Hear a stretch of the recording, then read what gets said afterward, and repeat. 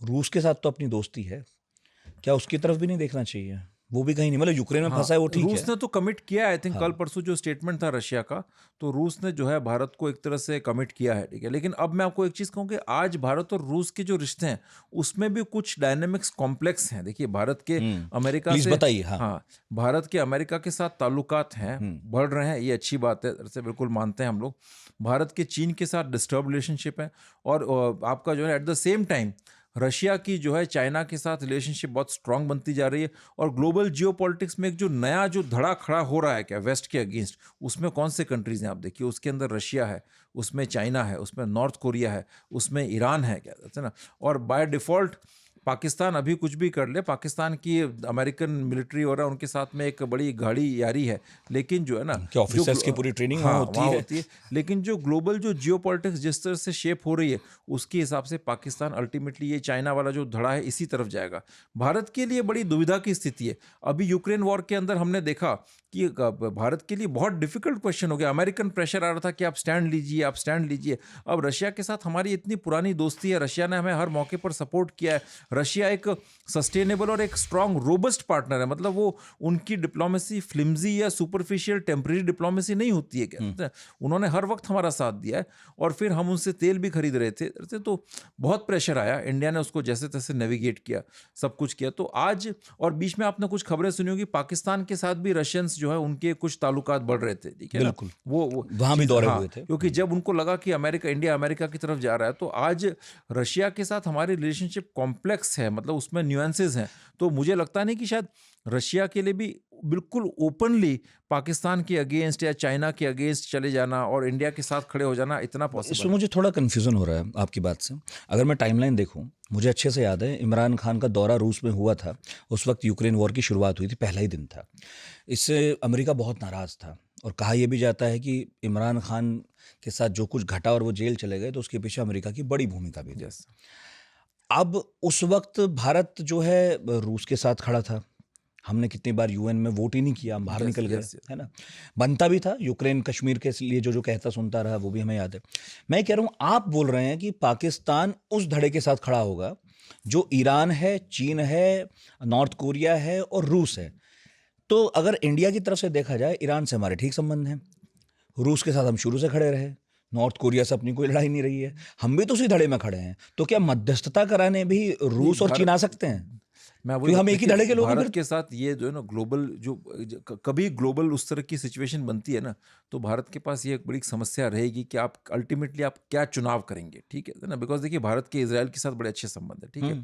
आज भारत के अमेरिका के साथ जो भी तनातनी हो या जो भी फ्रिक्शन हो, लेकिन देखा जाता है कि इंडिया एक स्ट्रॉन्ग स्ट्रेटेजिक पार्टनर के रूप में इमर्ज हो रहा है अमेरिका के साथ में। वो तो ऑकस में हमारा साथ हाँ, चाह ही रहे थे। यस, नॉन नेटो का वो दर्जा भी ये एलआई के लोग लिए, देने हाँ, वाले हैं, बिल्कुल ठीक है ना। बिल्कुल। चाहे वहाँ पर कोई भी सरकार हो, जो डायनामिक्स जिस तरह से शेप हो रहे हैं ग्लोबल जियोपॉलिटिक्स के, उसमें ये जो इक्वेशन बन रही है, उसमें भारत का इस तरफ आना ज़्यादा एक टिल्ट साफ नज़र आ रही है, ठीक है।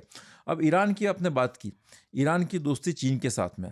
आज ईरान से हमारी दोस्ती है क्योंकि जो INSTC जो ये जो स्ट्रेटेजिक कनेक्टिविटी प्रोजेक्ट है, उसमें हमें ईरान की ज़रूरत है, हमारे सिविलाइजेशनल टाइज़ हैं। लेकिन एक बात और आप ध्यान रखें, जब से मोदी सरकार आई है, माइनॉरिटी इश्यूज के ऊपर ईरान ने जो है भारत के खिलाफ कई मौक़ों पर स्टैंड भी नहीं, लिया है। कई बार नरम भी हुआ है। हाँ, और नहीं, नरम हुआ है कई बार। उनके वो शपथ ग्रहण में गडकरी गए थे। Pragmatic consideration. लेकिन एक चीज़ आप ध्यान रखें कि वहाँ पर जो गवर्नमेंट जो है ना, ये खुमैनी गवर्नमेंट, ये बहुत स्ट्रांग, इसका भी एक रिलीजियस एलिमेंट, हाँ, वो चीज़ है उनका।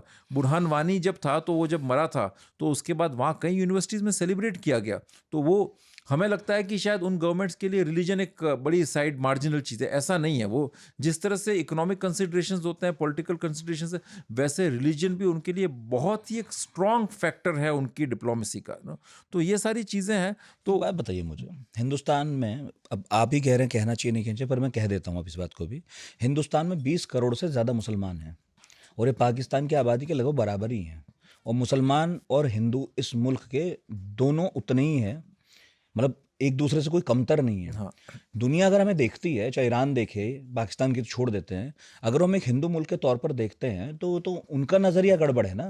हमने तो कभी नहीं कहा हम हिंदू नहीं, मुल्क हैं। वो ऐसे हम तो नहीं, सेकुलर मुल्क हैं जिसमें हिंदू और मुस्लिम दोनों बराबर रहते हैं। वो है, तो लेकिन हम जो हैं उनके इस नैरेटिव को काट क्यों नहीं सकते हैं, काट क्यों नहीं पा रहे हैं? क्या पहले नहीं काटते देखिए रहे? मैं आपको बता दूँ, बात ये कि उन लोगों का वो इंडिया को सेक्युलर मुल्क के रूप में ही देखते थे, ठीक है जैसे। लेकिन 2014 के बाद जो ग्लोबल जो कहते हैं ना परसेप्शन इंडस्ट्री जो चली है ना, क्या से एक तो बीजेपी का एक नेशनलिस्ट वो एक वो डॉक्ट्रिन रहा है कि भाई आपका जो ना अखंड भारत हो, वो लोग उनको बिलीव करते हैं। देखिए हम जानते हैं यहाँ पर ये सब चीज़ें बड़ी एक वो करते रहे। fictitious अभी हैं। जो ऑपरेशन सिंदूर में हमने जिन 2 ऑफिसर्स को बैठाया, वो मैसेज जो है, ऐसा मैसेज पाकिस्तान दे दे या ईरान खुद दे दे या कोई और दे दे। मेरा ख्याल है कि कौन ऐसा मुल्क होगा जो इस तरह का मैसेज देने की हिम्मत भी रखता होगा? मुश्किल है, नहीं रखते। लेकिन देखिए वहाँ पर जो इमेज जो जिस तरह से इमेज क्रिएट हो, देखिए जैसे कई सारे जो बाहर जो नैरेटिव बनाया जाता है, वो अल जजीरा जो पब्लिश कर रहा है या न्यूयॉर्क टाइम्स जो पब्लिश कर रहा है, वो आप यहाँ पर CA-NRC है, उसको वो कभी ये नहीं कहेगा कि साहब ये जो है ना इसका पर्पज़ इलीगल इमिग्रेंट्स को टैकल करना है, उन चीज़ों को नहीं। वो पूरा वन साइडेड नैरेटिव होता है उनका। वक्फ बोर्ड का इशू आ गया तो वो कभी इस तरह की बात नहीं करेंगे कि साहब यहाँ पर जो है ये एक नेशनल सिक्योरिटी के कुछ रीजंस हैं और लीगल लोकल इम्प्लीकेशन इश्यूज है, उन पर बात नहीं करेंगे। वो प्योरली सब एंटी माइनॉरिटी। 370 है, कोई ये नहीं कहेगा कि वो एक नेशनल सिक्योरिटी इम्पेरेटिव था, वो ये कि सब एंटी माइनॉरिटी स्टेप। तो वो एक परसेप्शन जो है इन्होंने मुस्लिम वर्ल्ड में पूरा क्रिएट किया है।